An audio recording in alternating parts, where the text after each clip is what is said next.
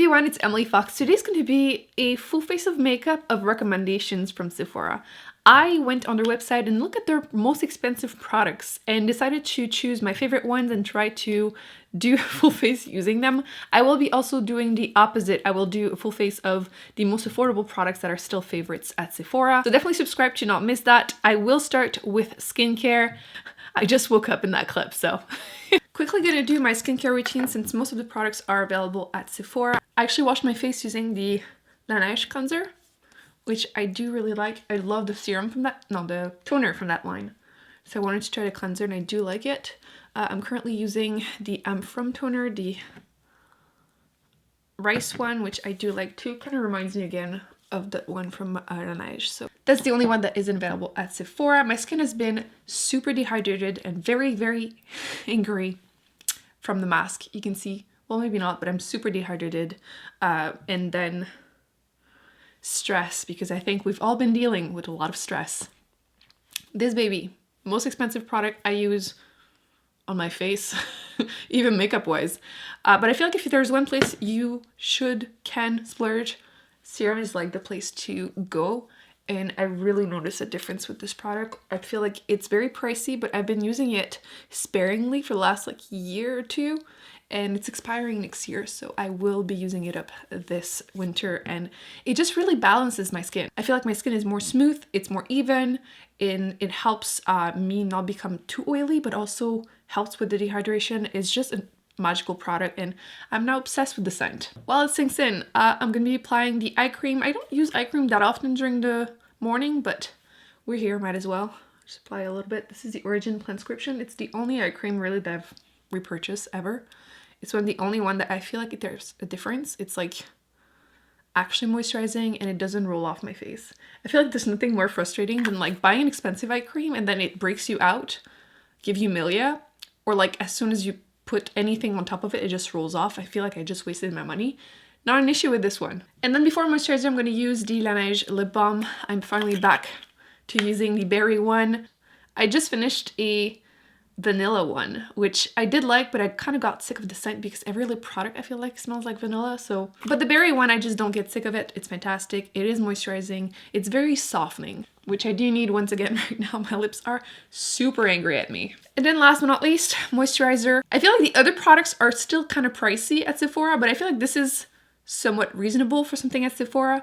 This is the First Aid Beauty Face Moisturizer, and it's my most repurchased, probably skincare actually, ever. Almost as much as like makeup remover, because I always go back to this. I used this when my skin was dry, when it was oily, now that it's all over the place. It's just a very basic moisturizer, but in a good way.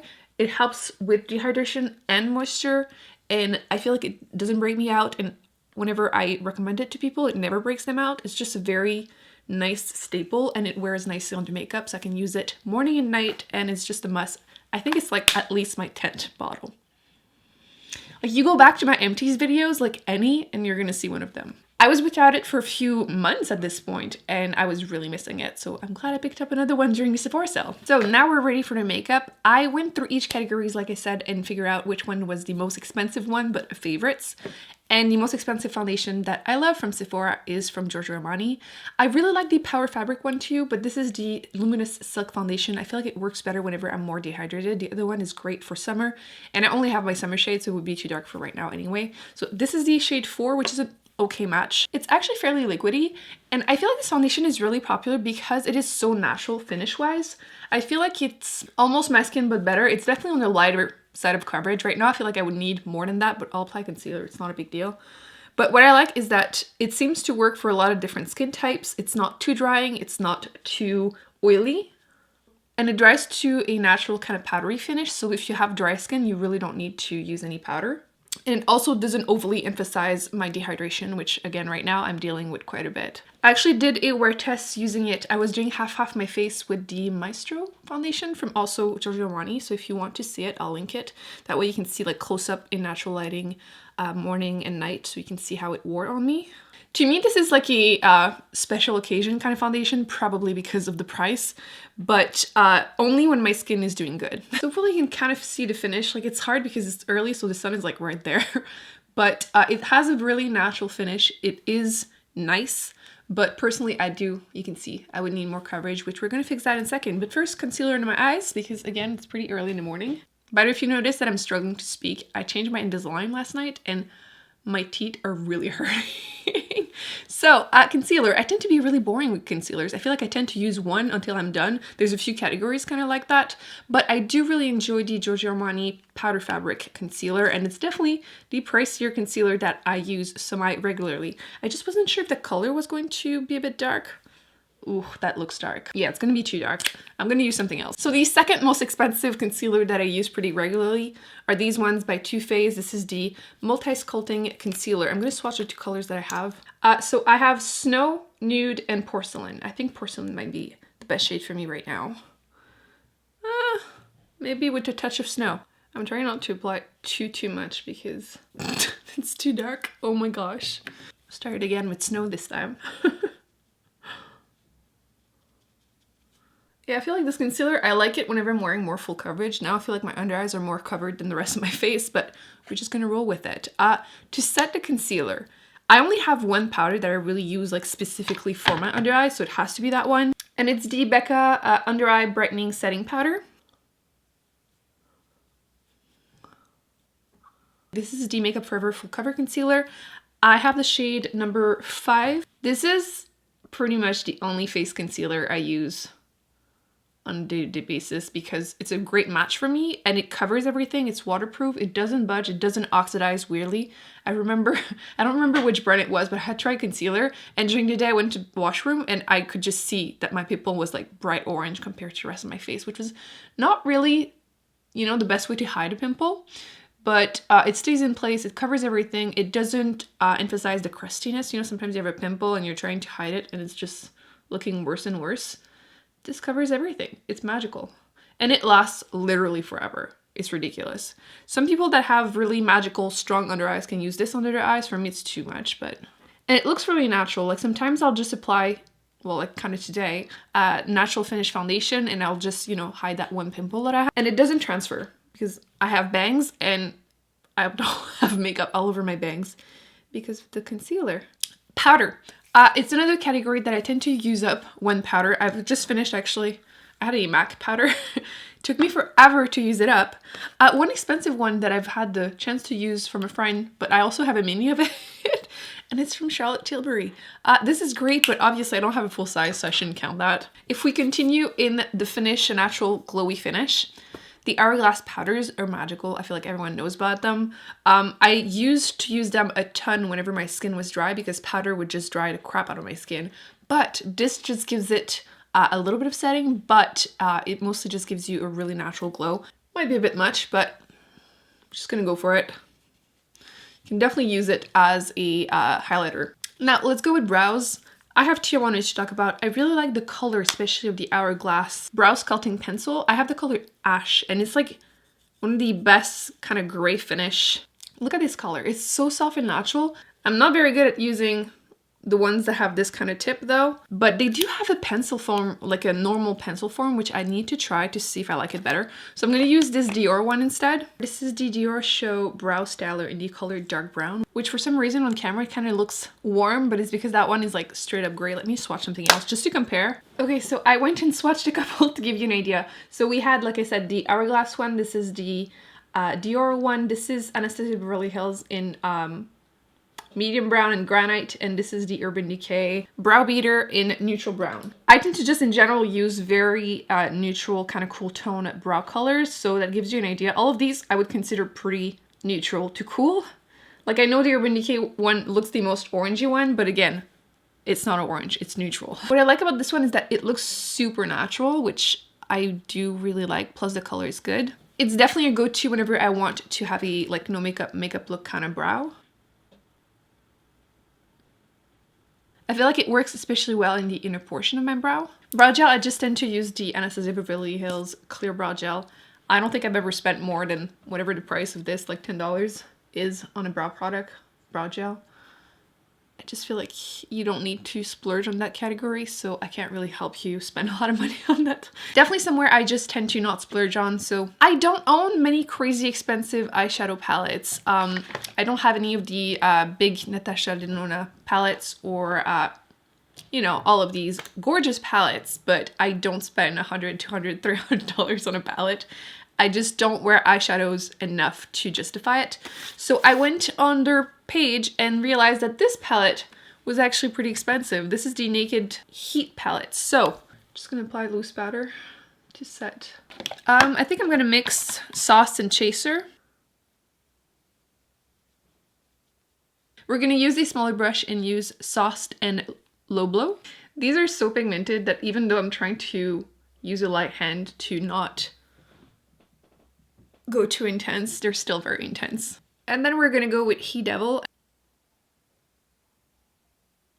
Okay, so now that I blended, at least it looked okay in person, on camera too, I'm gonna remove a little bit of the excess on my lid just because I'm gonna go with probably the lightest shade and I don't want to have to, just in case the concealer wouldn't be enough. So I'm just gonna clean it up a little bit with some makeup remover. Not sure how high I want it. I know usually people do it over their crease, but I think it looks more natural when I don't.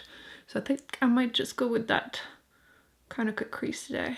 Just gonna follow the natural shape of my eye.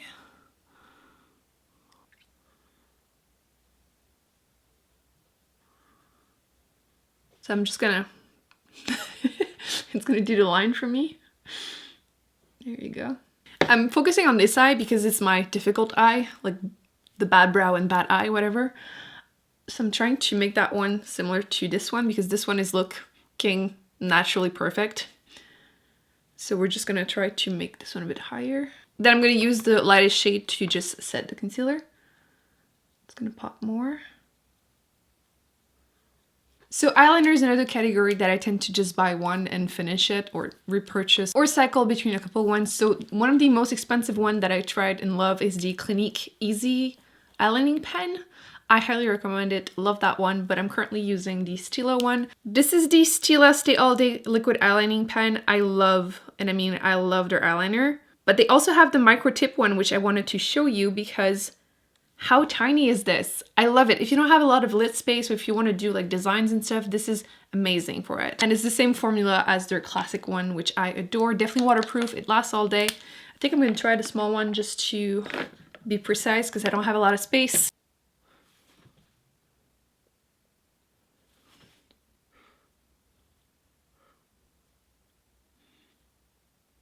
So this is what I managed to do. I think we are doing okay. Now mascara, again, I don't tend to have like 50 mascaras open, although I did do a video, I will link it down below, where I tested, I think, top 12 best-selling mascaras at Sephora. So if you want to see them in action, I have like 100 perks from the Benefit Roller Lash, so I'm going to use that, but it's getting a bit dry. So you know what, I decided to put some false lashes. I haven't worn any in so long, but I feel like even for a more natural cut crease, it's kind of a must, so the mascara didn't really matter. Now let's go with cheek products. Bronzers, it's a bit strange because my most expensive ones are not currently on the Sephora website, so I'm not sure.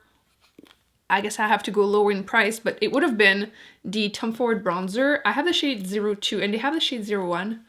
It's gorgeous. It's a bit dark for me right now anyway, so we're gonna go with another one. So it turns out that my most expensive bronzer that I use a lot is the Too Faced Chocolate Milk Soleil. They have changed the packaging since, but I had this backup because mine I hit pan majorly on it. Normally I would do my forehead, but I have bangs, so there's no real need for this. For blushes, my most expensive ones that I really like are these Becca ones. I'm gonna try and find a shade that matches with my look. That's another thing. I was going with like a very warm eyeshadow look, so I kind of have to try and match my cheeks and lip products. Actually, this one was gonna be probably too pink. This is the Flower Child shade. It's very pretty, kind of reminds me of NARS Orgasm. So I think I'm gonna go with this one, which is the shade Wild Honey. These are really, really pigmented, but they blend nicely and they're obviously very pretty. Highlighter, I think my most expensive one would have to be the, that I use regularly, would have to be the Laura Mercier one. But I feel like it's gonna be a bit too natural for this look, so I'm gonna go with something I haven't raved as much about, but I do really enjoy. This is the Lancôme one. This is the Dual Finish Highlighter in 01, which is one of the best light gold highlighter. I feel like a lot of the gold highlighters tend to be like too yellow. This is actually like nice, very intense highlighter that is gold, but it's not straight up yellow in my skin tone. Lipstick, it will have to be one of the YSL lipsticks. I do have a few, so I'm gonna try and find a shade that works with this look. Thinking maybe 70 nude.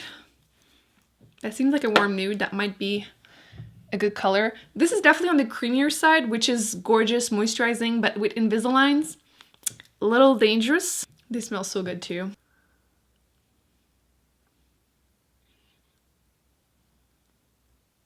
Is it too pink still?